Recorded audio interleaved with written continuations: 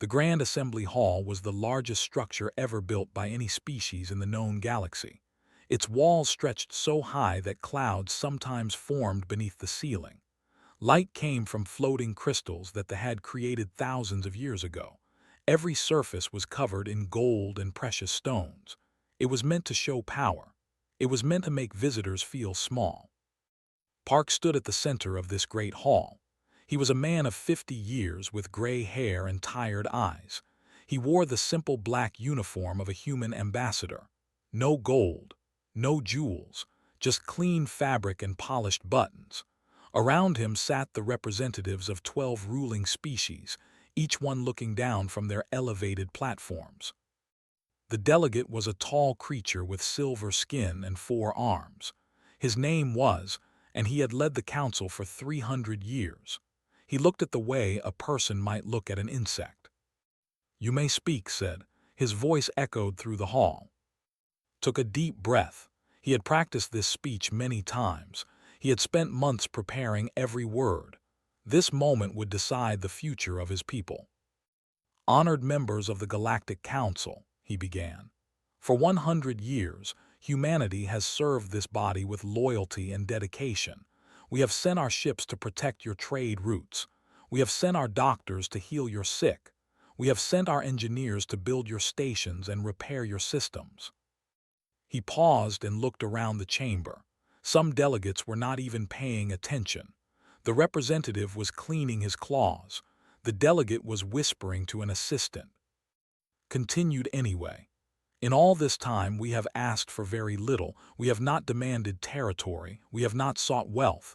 We have only wanted one thing: recognition, a place at this table, a voice in the decisions that shape our shared future." He reached into his pocket and pulled out a small data chip. "This is our formal request. Humanity asks for a permanent seat on the Galactic Council." For a moment the hall was silent.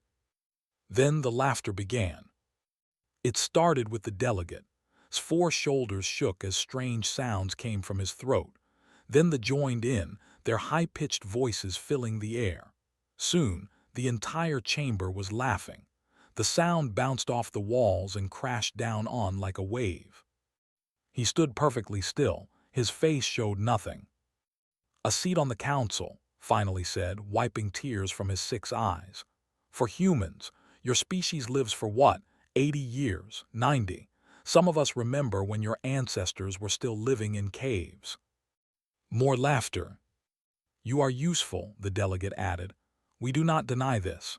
You are good at small tasks, simple work, but the council is for advanced species, species with history, with culture, with wisdom." "You should be grateful," said the representative. His voice was deep and rough. "We allow you to serve. Many species do not receive even this honor." Wanted to respond. He wanted to tell them about the 3,000 humans who had died last year protecting merchant ships. He wanted to remind them that human doctors had stopped the plague on Prime when their own healers had failed. He wanted to ask why human engineers built their space stations while being told they were not advanced enough to sit in this room. But he said nothing. What was the point? "Thank you for hearing my request," he said quietly. He turned and walked out of the chamber, the laughter following him like a shadow. In the observation deck above the hall, Admiral watched through a window. She was a woman of 45, with short black hair and a scar across her left cheek. That scar came from a battle 5 years ago when her fleet had defended a colony from pirates. She had lost her eye in that fight. They had not even sent a thank you message. Her hands gripped the railing so tight that her knuckles turned white. "Animals," she whispered. "We save their lives and they laugh at us." Beside her stood Captain, a young officer with a serious face. He had served under for 10 years. He had seen her angry before, but never like this. "What do we do now?" he asked. Did not answer right away. She watched walk out of the chamber below. She watched the delegates return to their conversations, already forgetting about the human who had stood before them. "We wait," she finally said. "We watch, and when the time comes we leave them to burn." That night, the human delegation gathered in their quarters. It was a small room on the lowest level of the station. The walls were bare metal. The furniture was simple. While other species enjoyed luxury suites with windows overlooking the stars, humans slept in converted storage spaces. Sat at a small table. Across from him were and two others. Doctor was the chief medical officer for all human operations in Council space. She was 60 years old, with white hair pulled back in a tight bun. Her hands were steady from decades of surgery. Those hands had saved thousands of lives, both human and alien. Commander Lee led the diplomatic corps. He was the one who trained young humans to work with alien species. He taught them to smile when they were insulted, to bow when they wanted to fight, to serve when they deserved to lead. "They will never change," said softly. "I have worked with them for 30 years.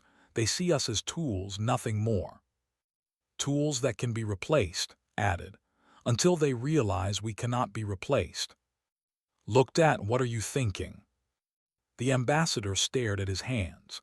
He thought about his father, who had served on an alien ship for 40 years before dying in an accident that no one investigated. He thought about his daughter, who wanted to become a scientist, but was told that humans were not intelligent enough for advanced research. He thought about every human who had given everything to these ungrateful masters and received nothing in return. "I am thinking," said slowly, "that it is time to go home." The others looked at each other. They understood what he meant. They had all thought about it before, but hearing it spoken aloud made it real. "All of us?" asked, "every human in Council space." "Every single one," confirmed. "We leave, quietly, without anger, without demands. We simply stop serving those who do not want us." "They will try to stop us," warned. "No," said, a cold smile forming on her face. "They will not even notice. That is how little they think of us. And by the time they realize what they have lost, it will be far too late." Nodded slowly. "It will take time to organize, months perhaps." "Then we begin tonight," said. He looked at each of them, these people who had served so faithfully for so long. "Send the message to Earth. Tell them the truth. Tell them that we were offered nothing but contempt and that we choose to answer with silence." He stood and walked to the small window that looked out at the stars. Somewhere out there was Earth, home, a place where humans did not have to beg for respect. "Let the Council laugh," he said quietly. "Soon enough they will learn the true cost of their arrogance." The message went out that night. Across 400 systems, humans received the order, and in utter silence the exodus began. 3 months passed, and the galaxy continued to spin as it always had. Ships moved between stars. Merchants sold their goods. Politicians made their speeches.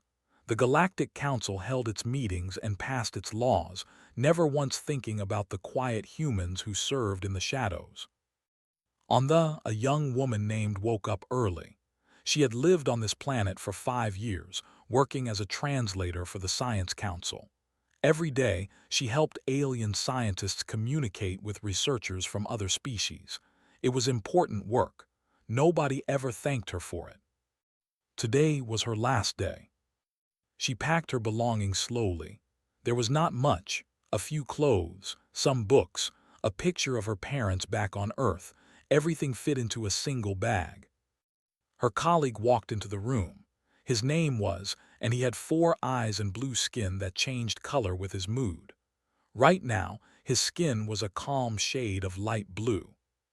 "Going somewhere?" asked. Smiled, "Just a trip." "When will you return?" She did not answer. She simply picked up her bag and walked toward the door. "The project," called after her. "We need you for the translation of the documents." "Someone else will help you," said without looking back. "Goodbye."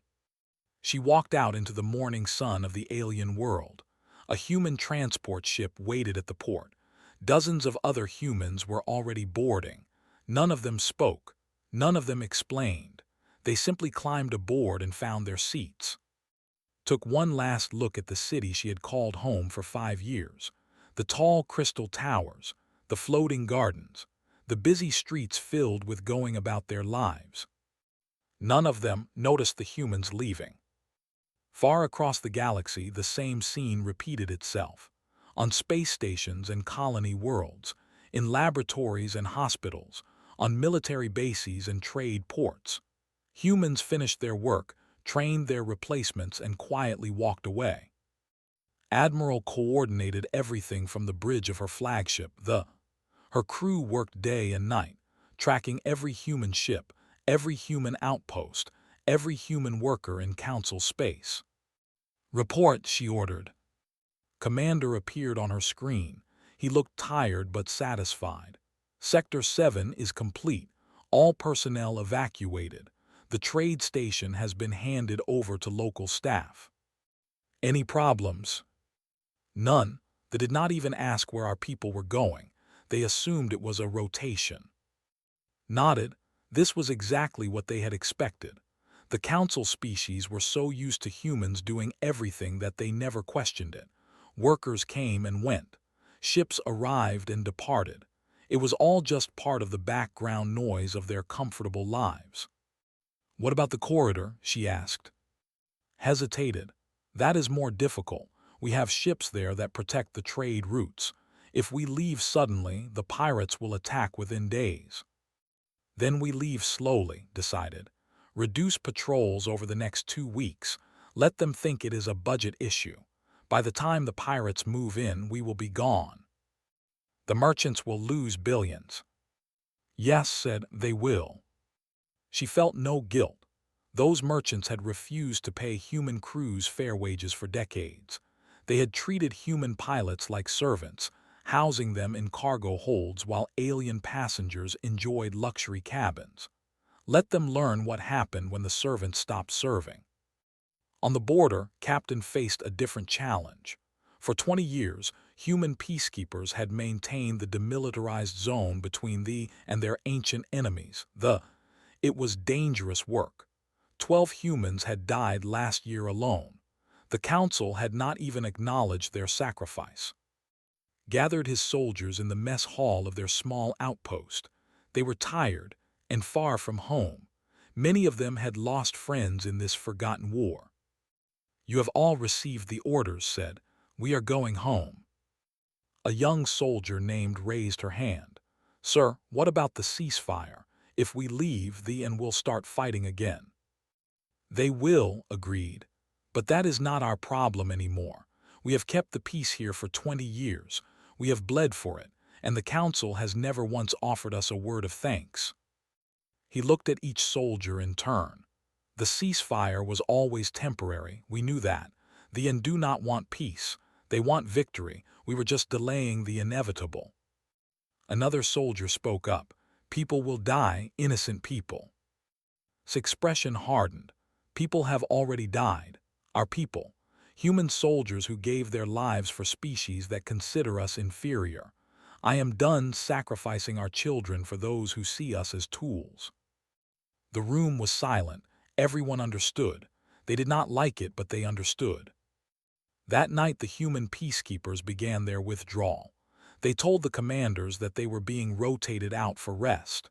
Replacement troops would arrive soon. It was a lie, but they did not question it. They never questioned the humans. Back on Dr. Ryu finished packing her laboratory. She was a biologist who had spent 15 years studying a disease that was slowly killing the species. Their birth rates had been falling for centuries. Without a cure, they would be extinct within 1,000 years. Had made progress, real progress. She was close to understanding the genetic cause of the problem. A few more months and she might have found a solution. But she would not be here in a few more months. She downloaded all her research onto a secure drive. Every experiment, every observation, every theory. It all went into her bag, ready to return to Earth.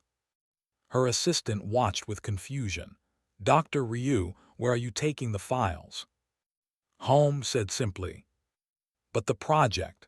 The Council approved funding for 3 more years." "The Council," repeated. She almost laughed.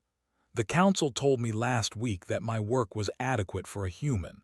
They said they were surprised that someone from such a short-lived species could contribute to real science. The assistant's skin turned pale. They meant it as a compliment. Did they? Picked up her bag. Goodbye. I hope you find someone else to save your species. She walked out without another word. 6 months after the departure began, the last human ships prepared to leave Council space. Admiral stood on the bridge of the as her fleet gathered at the border. 147 ships, 20,000 personnel, the last humans in this part of the galaxy. All stations report ready, her communications officer announced. Nodded, open a channel, all frequencies. She waited until the connection was established. This message would be broadcast to every council world, every station, every ship in range. It would be the last thing they heard from humanity. This is Admiral of the Human Fleet, she began. On behalf of Earth's United Assembly, I deliver the following message. She paused, choosing her words carefully. Earth extends its gratitude for the Council's centuries of partnership. Humanity hereby withdraws from all treaties, obligations, and associations with the Galactic Council and its member species. We wish you peace and prosperity. She took a breath. This channel is now closed. The transmission ended, turned to face the stars ahead. Somewhere beyond those distant points of light was home, a place where her people could live with dignity. Take us through, she ordered. Take us home. The fleet moved forward, crossing the invisible line that marked the edge of Council space. Behind them, everything they had built and protected for a century. Ahead of them, freedom. On dozens of worlds, Council species heard the message. Most of them ignored it. Humans were always making announcements about something. Schedules and rotations and transfers, boring administrative matters. Only a few noticed that something was different. Only a few realized that the humans were not coming back. Speaker was in his office when the message arrived. He listened with mild curiosity, then dismissed it. Humans, he muttered, always so dramatic. He returned to his work, already forgetting the announcement. There were important matters to attend to, trade agreements, political alliances, the real business of running a galaxy. The humans would be back. They always came back. Where else could they go? He did not know that across his empire, systems were already beginning to fail. Power grids without their engineers, hospitals without their doctors, trade routes without their pilots. The silence had begun, and the council had no idea what was coming. 6 months had passed since the humans left. At first, nobody noticed anything wrong. The council met as usual. The merchants traded as usual. The politicians argued as usual. Everything seemed normal. Then the cracks began to appear. It started with the corridor. This was the most dangerous shipping route in Council space, filled with asteroid fields, radiation storms, and pirates. For decades, human pilots had navigated these hazards, guiding cargo ships safely through to the other side. It was difficult and dangerous work. Many humans had died doing it. Now, there were no humans left to do it. The first ship to attempt the corridor without a human pilot was a cargo vessel carrying medical supplies. Its alien captain had flown through space for 200 years.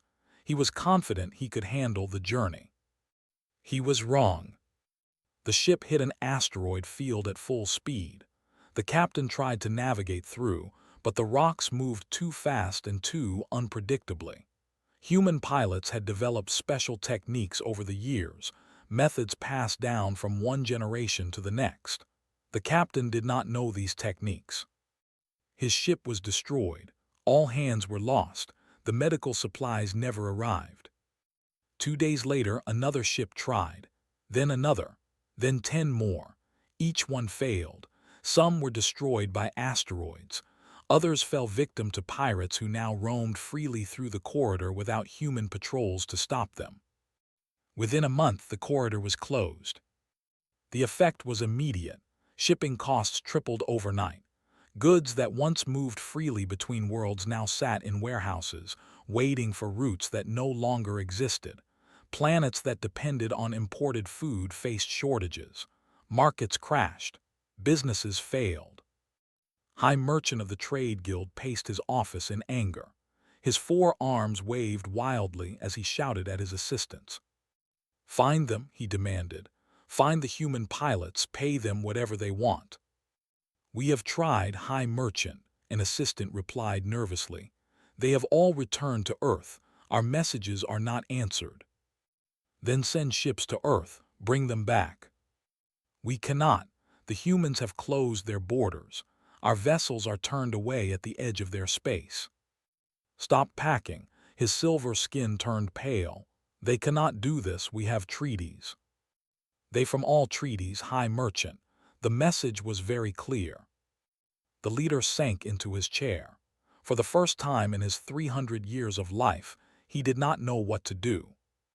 Across the galaxy, they faced a different crisis. Dr. Ryu's research was gone, taken back to Earth with all her notes and data. The scientists who remained tried to continue her work. They failed completely. Human scientists approached problems differently than other species. They made connections that others missed. They tried experiments that others considered impossible, had spent 15 years developing a unique method for studying the fertility plague. Without her guidance, the research collapsed. Chief Scientist called an emergency meeting of the Science Council. The room was filled with the greatest minds of their species. All of them looked worried. "We have lost 3 years of progress," announced. "Dr. Ryu's research cannot be replicated. Her methods were too human." "What does that mean?" asked another scientist. "It means she thought in ways we do not understand. She made leaps of logic that we cannot follow. Her work was brilliant, but it was built on a foundation of human intuition. Without her, we cannot continue." The room fell silent. Everyone understood what this meant. The birth rate was already dangerously low. Without a cure, their species would slowly die out. "Can we not contact her?" someone asked. "Offer her resources, funding, anything she wants." "We have tried. She does not respond." None of the human scientists respond. Chief Scientist looked at the data on his screen. Population projections, birth rates, death rates. The numbers told a terrible story. "We mocked them," he said quietly. "We called their work adequate. We said we were surprised that such a short-lived species could contribute to real science." He looked up at his colleagues. "And now our survival depends on research that only a human could do." The border was the worst of all. When captained his peacekeepers, the ceasefire lasted exactly 8 days. On the 9th day, a patrol crossed into territory. They responded with missiles. Within hours, full-scale war had erupted. The fighting spread quickly. 3 border worlds burned in the first week. Refugee ships fled in all directions, searching for safety that no longer existed. Commander of the military stood on the bridge of his flagship, watching his forces advance. He should have felt triumph. His people were finally taking what was rightfully theirs. Instead, he felt something strange, something like doubt. "Where are the human mediators?" he asked his officer. "Gone, Commander. They left months ago." "Why did no one tell me?" We did not think it was important, Commander. They were just humans." Just humans. That was what everyone had always said. Just humans doing their simple tasks. Just humans keeping the peace. Just humans preventing wars that had lasted for 10,000 years. Watched another city explode on his screen. He remembered the human captain who had worked so hard to prevent this. A young man who had lost soldiers to both sides of this conflict. A man who had believed, foolishly, that peace was possible. "We told him his work did not matter," said quietly. "We told him that humans did not understand the complexities of honor." "Commander." Nothing, turned away from the screen. Continue the attack. What else could he do? The humans were gone, the peace was broken, there was no going back. The speaker finally understood the scale of the disaster. He called an emergency session of the Galactic Council, summoning all 12 ruling species to the Grand Assembly Hall. The chamber looked different now. Where once there had been gold and luxury, there were now flickering lights and malfunctioning systems. Human engineers had maintained this place for decades. Without them, things were falling apart. "We face a crisis," announced. His voice was not as confident as it once had been. "The human withdrawal has affected every sector of Council space." He activated a holographic display. Data filled the air above the chamber floor. Trade has decreased by 40%. Medical response times have tripled. The translation networks are failing, and the war has already claimed 3 million lives. The delegates murmured among themselves. Some of them still did not understand. "How is this possible?" the representative demanded. "Humans are a minor species. They have no real power." "They had no political power," corrected, "but they had something else. They had presence. They were everywhere, doing everything that we did not want to do ourselves." He began to list. "Humans ran our emergency rescue services. Humans maintained our communication networks. Humans staffed our plague response teams. Humans mediated our disputes. Humans navigated our most dangerous trade routes." He paused, letting the words sink in. "We gave them no respect. We offered them no gratitude. We laughed when they asked for equality." His voice dropped. "And now we are paying the price." The chamber was silent. For once, no one was laughing. Finally, the delegate spoke. His voice was rough with anger. "What do we do? How do we bring them back?" Had no answer. He had thought about this question for weeks. He had consulted experts and advisors. None of them knew what to say. "We must try to contact them," he finally said. "We must apologize. We must offer them what they asked for." "A seat on the council," the representative snorted, "for humans." "Yes," said firmly, "a seat on the council, whatever it takes." "You cannot be serious. We have standards, we have traditions." Looked at the flickering lights. He thought about the failing systems and the rising death tolls. He thought about 100 years of human service, repaid with nothing but contempt. "Our traditions are worthless if we do not survive to keep them," he said. "The humans were right. They deserved better than we gave them, and now we must beg them to return." He stood, trying to project confidence he did not feel. "I will go myself. I will travel to the edge of human space. I will apologize on behalf of the entire council." The delegates exchanged uncertain looks. Pride was a powerful thing among council species.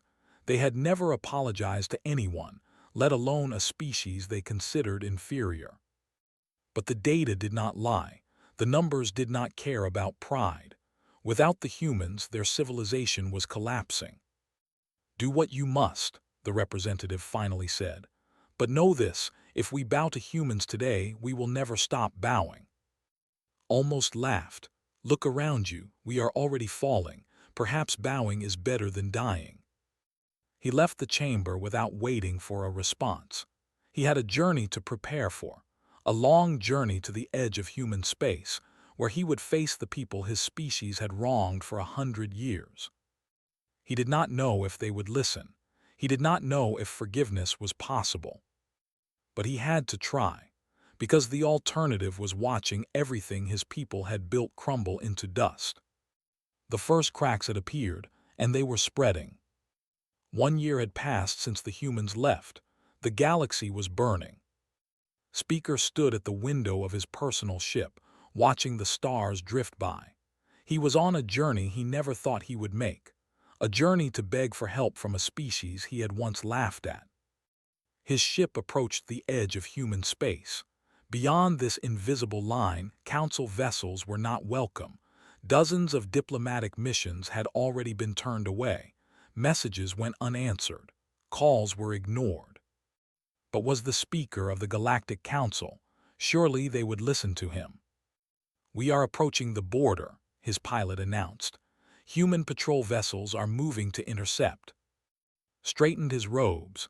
He had dressed in the finest clothing of his species, gold threads woven into silver fabric, jewels that cost more than most planets. He wanted to show respect through luxury. He did not yet understand that humans did not care about such things. A human ship appeared on the. It was small and plain, painted simple gray. No decorations, no symbols of power, just efficient design. "This is Captain Song of the Earth Defense Force," a voice said. "You have entered restricted space. Turn back immediately." Leaned toward the communication panel. "Captain Song, I am Speaker of the Galactic Council. I come in peace. I wish to speak with your leaders." There was a long pause. "I know who you are, Speaker. I watched Ambassador Park's speech last year. I saw your delegates laugh at him." Felt a chill run through his body. "That was a mistake, a terrible mistake. I am here to apologize." "You want to apologize?" His voice was cold as ice. "Ambassador Park offered you partnership. He offered you friendship and cooperation. You offered him mockery." "I know, I was wrong, we were all wrong." Another pause, waited, his heart's beating fast. "One moment, Speaker. I am contacting my superiors." The line went silent. Paced his ship, 4 hands clasped behind his back. Minutes passed. Each one felt like an hour. Finally, his voice returned. "You may proceed to the following coordinates. A human representative will meet you there. This is not a promise of negotiation. It is only a meeting." "Thank you, Captain, thank you." "Do not thank me, Speaker. Thank whatever gods you pray to that we are not as cruel as you were." The line went dead. Ship traveled to the coordinates. It was a small station, floating alone in empty space. Nothing special, nothing grand, just metal and glass and the cold light of distant stars. He docked and walked through the airlock. The station interior was simple, clean floors, white walls, no gold, no jewels, no showing off. A human woman waited for him. She was young, perhaps 30 years old by human standards. Her uniform was plain black, same as Ambassador Park had worn. Her face showed no emotion. "Speaker," she said, "I am Lieutenant Han. I will hear what you have to say." Not an ambassador, not a leader, a junior officer understood the message. He was not important enough for anyone higher. He swallowed his pride. He had no choice. "Lieutenant Han, I have come to offer humanity's return to Council space. We will give your species everything you asked for, a permanent seat on the Council, full voting rights, equal treatment under all treaties." Listened without expression. "We will also offer compensation," continued. "Territory, resources, whatever you desire." The young woman was quiet for a moment, then she spoke. "Do you know what is happening on the border right now, Speaker?" Skin turned pale. Yes, there is a conflict."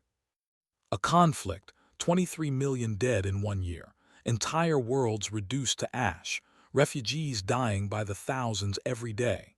His voice remained calm, which made it more terrible. "Our peacekeepers prevented that war for 2 decades, and you told them their work did not matter." "We were wrong." "Yes, you were." She pulled out a data pad and showed him the screen. Images flashed by, burning cities, dead bodies, starving children. "This is the fertility rate, dropping faster than ever. Without Dr. Ryu's research, they will be extinct within 800 years. More images. "This is the economy, collapsed. The corridor is still closed. Your merchants are going bankrupt." Could not look away. Each image was worse than the last. "You did not value us," said. "You thought we were tools, objects to be used and discarded. And now you come here, offering seats and territory, expecting us to run back and fix your problems." "Please," said. The word felt strange in his mouth. He had never begged for anything in 300 years. "My people are suffering. Many species are suffering. We need your help." Put away the data pad. Our leaders will consider your request. That is all I can promise. How long will they take to decide? As long as they need. Stood alone in the small meeting room. Through the window, he could see his ship waiting to take him home, home to a crumbling empire, home to a council that was falling apart. One more question, he said. Why did you not fight? When we insulted you, when we laughed at you, why did you not demand respect? Why did you simply leave? Looked at him for a long moment. When she spoke, her voice was soft. Because we knew our worth, even when you did not. Fighting would have made us enemies. Leaving made you understand what you lost. She turned and walked toward the door. Safe travels, speaker. We will contact you when a decision is made. Then she was gone. Returned to council space 3 days later. The Grand Assembly Hall was crowded with delegates demanding answers. What did they say? The representative shouted. They will consider our request. Consider, we are dying, they must help us now. Looked around the chamber. The lights were still flickering, the systems were still failing, the numbers were still getting worse. They owe us nothing, he said quietly. We gave them nothing but contempt for 100 years. We cannot demand their help. We can only ask for it and hope. This is unacceptable, the delegate roared. We are the Galactic Council. We rule this galaxy. We rule nothing, snapped. We sit in broken halls and argue while our civilization collapses. The humans built half of what we have. Now they are gone and we cannot even keep the lights on.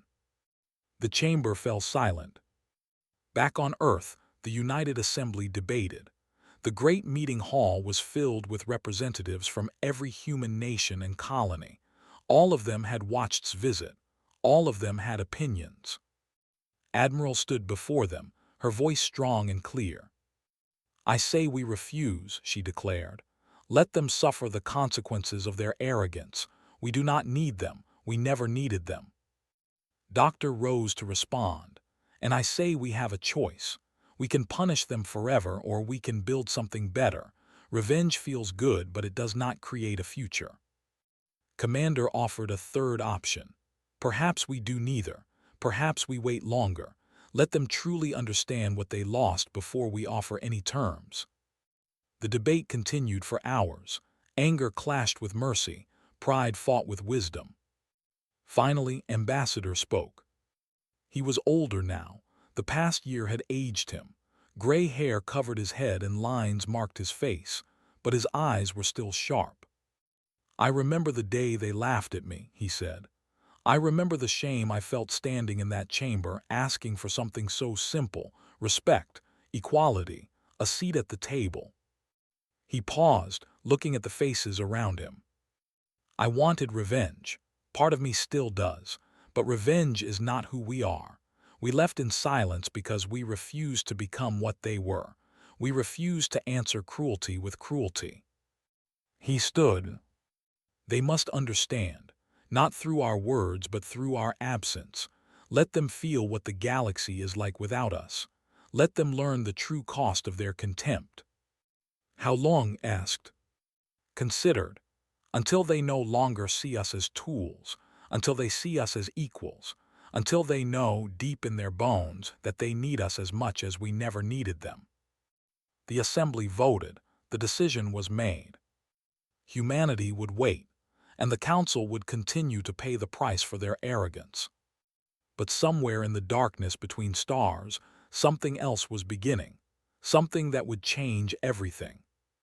Other species were watching, species that had also been dismissed by the council, species that had also been laughed at and ignored. They saw what humanity had done. They saw the power of walking away. And they began to wonder, what if they were not alone? What if they could build something new? 2 years had passed since the humans left council space. The galaxy had changed in ways no one could have predicted. On the neutral station where council delegates came to plead their case, a young diplomat named sat in a small office. He was 32 years old with tired eyes and a patient heart. His job was to listen. That was all, just listen. Today, the trade guild had sent another representative, a merchant named who wore enough jewelry to buy a small planet. He sat across from, his four hands gesturing wildly as he spoke. "You do not understand," said. "The economy is dying. Ships sit in ports with nowhere to go. Factories close every day. Workers riot in the streets." Nodded, "I understand." "Then help us. Send your pilots back to the corridor. We will pay them 10 times what they earned before, 20 times. The decision is not mine to make. Then talk to your leaders. Tell them we are desperate." Had heard these words many times. Every delegation said the same things. "We are desperate. We are suffering. We need you. Please come back." He reported everything to Earth. The answer was always the same. "Wait. Let them understand." "I will deliver your message," said. "That is all I can promise." Slammed his hands on the table. "You are killing us. Does that mean nothing to you?" Looked at the merchant with calm eyes.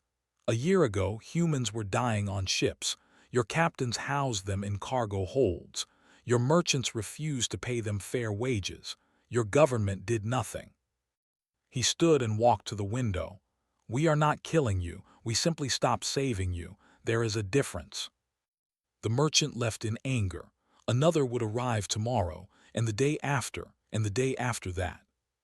But while the council begged for help, something else was happening. Something wonderful. In the shadows of the failing council, new connections were being made. Species that had been ignored and dismissed were reaching out to humanity. They had seen what happened when humans left. They had learned a powerful lesson.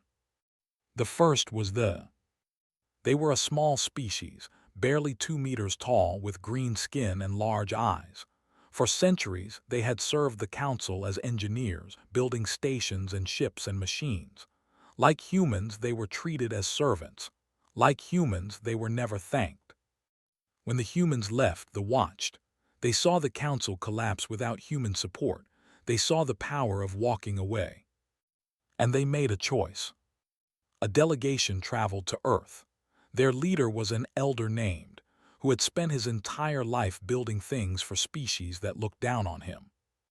"We come as equals," said when he met Ambassador, "not as servants, not as subjects, as partners." Studied the small alien.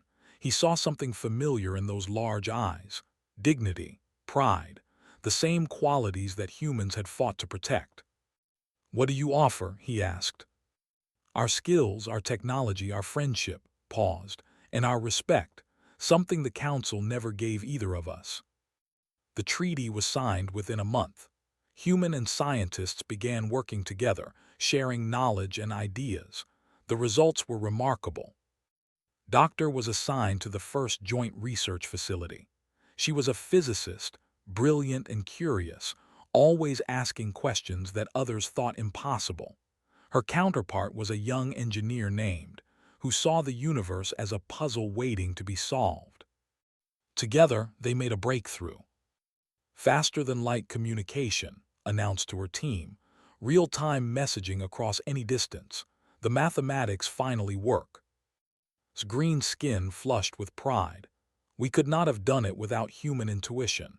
You see patterns that we miss. And you see structures that we overlook," replied. "That is why partnership works." The news spread quickly. Other species heard about the success and began reaching out. The Rishi came next.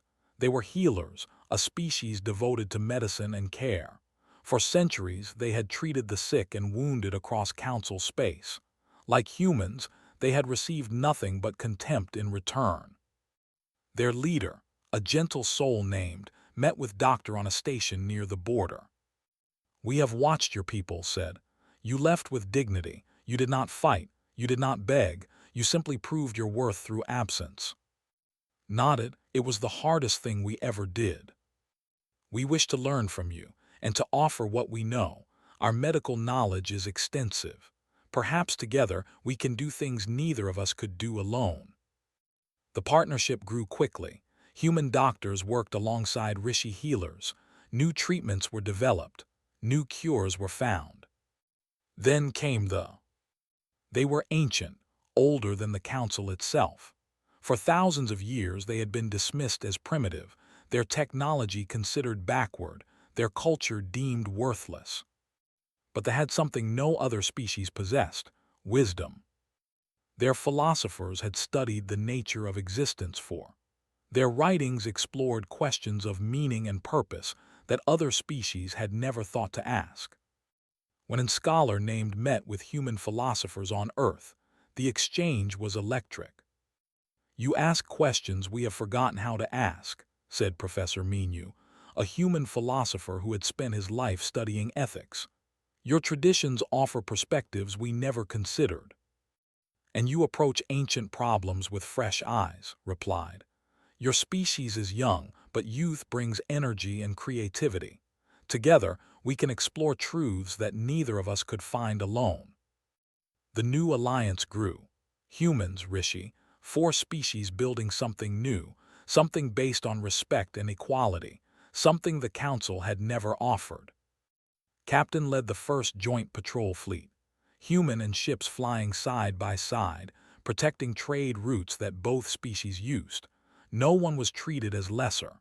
No one was forced to sleep in cargo holds. "This is how it should have been from the beginning," said to his second officer. "Partners, equals." His large eyes gleamed. "The council species will notice. They will see what we are building." "Let them see. Let them understand what they could have had if they had treated us with respect." Commander began drafting the charter for the new alliance. He called it the Coalition of Equals. Every member species had a voice. Every member species had a vote. No one was laughed at. No one was dismissed. The document was simple. Just a few pages of clear language and honest promises.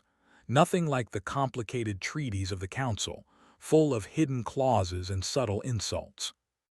"We hold these truths," wrote, "that all thinking beings possess inherent dignity, that partnership requires mutual respect, that strength comes not from domination but from cooperation." The charter was signed in a small ceremony on Earth.